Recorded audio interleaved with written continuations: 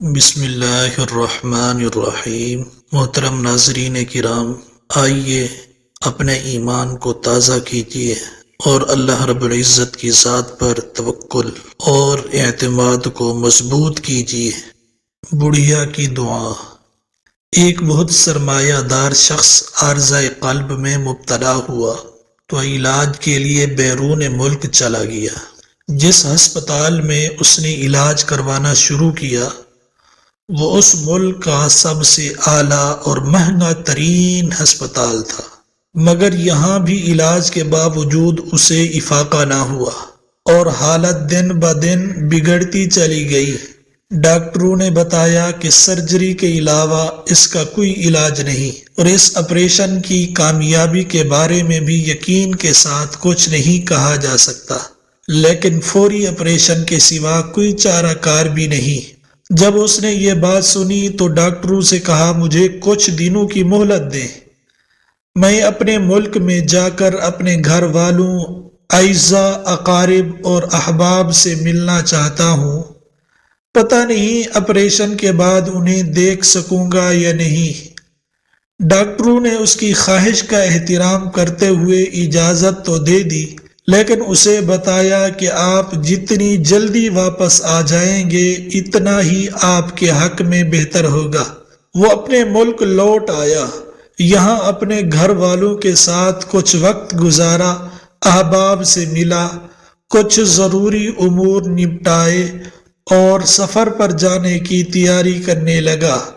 سفر پر جانے سے پہلے وہ اپنے ایک دوست کے ساتھ قریبی مارکیٹ میں گیا۔ اس کا گزر ایک قصاب کی دکان کے پاس سے ہوا۔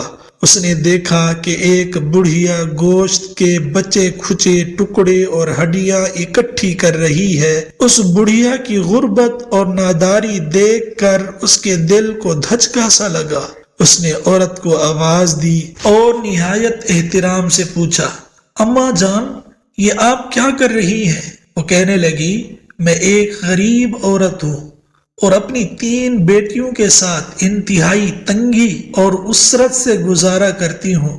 کئی دن ہمیں کھانا نصیب نہیں ہوتا، گوشت تو مدتوں سے چکھا ہی نہیں۔ جب اس نے یہ بات سنی تو کہنے لگا، اماں میرے ساتھ چلے۔ وہ اسے ساتھ لے کر اسی قصاب کی دکان پر گیا اور قصاب سے کہا، اس عورت کو جتنے گوشت کی ضرورت ہے اسے دے دو۔ عورت نے کہا، ہمارے لیے 1 کلو گوشت کافی ہوگا۔ اس نے کہا کہ اس اماں کو 2 کلو گوشت دے دو اور ہر ہفتے اسے 2 کلو گوشت دے دیا کرو۔ پھر اس نے 1 سال کی رقم ایڈوانس میں یکمشت ادا کر دی۔ اس مسکین بڑھیا نے اسی وقت اپنے ہاتھ اٹھائے اور اس کے لیے دعا کرنی شروع کر دی۔ جتنی دعائیں اس بڑھیا کے دل و دماغ میں آ سکتی تھی وہ سب اس نے کر ڈالی۔ اس شخص کے لیے بڑھیا کے دل کی اتھاہ گہرائیوں سے دعائیں نکل رہی تھیں۔ بڑھیا کی دعاؤں کا سلسلہ ابھی منقطع نہیں ہوا تھا کہ اس شخص نے اپنے اندر تبدیلی محسوس کی۔ اسے محسوس ہوا کہ اس کا مرض کم ہو رہا ہے اور اس کی حالت بہتر ہو رہی ہے۔ جب وہ گھر واپس آیا تو اس کا اپنی بیٹی سے سامنا ہوا۔ اس کی بیٹی اسے دیکھ کر کہنے لگی، ابا جان، ماشاء اللہ، آج تو آپ بڑے تر و تازہ اور صحت مند نظر آ رہے ہیں۔ اس نے اپنی بیٹی کو پیش آنے والا واقعہ بتایا۔ بیٹی بہت خوش ہوئی اور اپنے والد کے لیے دعا کرنے لگی، یا اللہ میرے والد کو صحت عطا فرما، جس طرح میرے والد نے اس بڑھیا کی مشکل دور کی، میرے والد کی مصیبت بھی دور فرما۔ پھر اس نے دوبارہ رخت سفر باندھا اور ہسپتال پہنچ گیا۔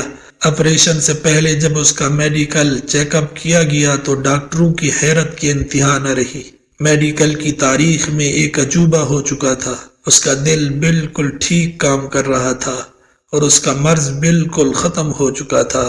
ڈاکٹروں کی زبانوں پر بے شمار سوال تھے، یہ کیسے ممکن ہے؟ اس کیفیت میں مبتلا شخص بغیر آپریشن کے کیسے صحت یاب ہو گیا؟ سب کے جواب میں اس نے آسمان کی طرف نظریں اٹھائی۔ اس کی آنکھیں آنسو سے لبریز تھی۔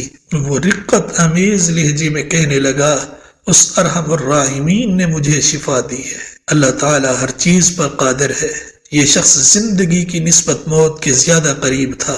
اپنے گھر والوں اور عزیز و اقارب کو الوداع کہنے آیا تھا کہ بڑھیا کا واقعہ پیش آ گیا۔ جب مسکین بڑھیا کے لیے اس کا دل نرم ہو گیا تو عرش عظیم کے اوپر ایسی ذات ہے جو سب سے بڑھ کر رحم کرنے والی اور سخی ہے، وہ رحمان اور رحیم ہے۔ اللہ تعالیٰ نے شفقت فرماتے ہوئے اس کی بیماری کو دور کر دیا۔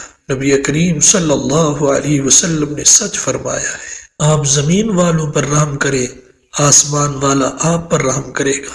اللہ تعالیٰ کا فرمان ہے، ان رحمت اللہ قریب من المحسنین، اللہ کی رحمت احسان کرنے والوں کے قریب ہے۔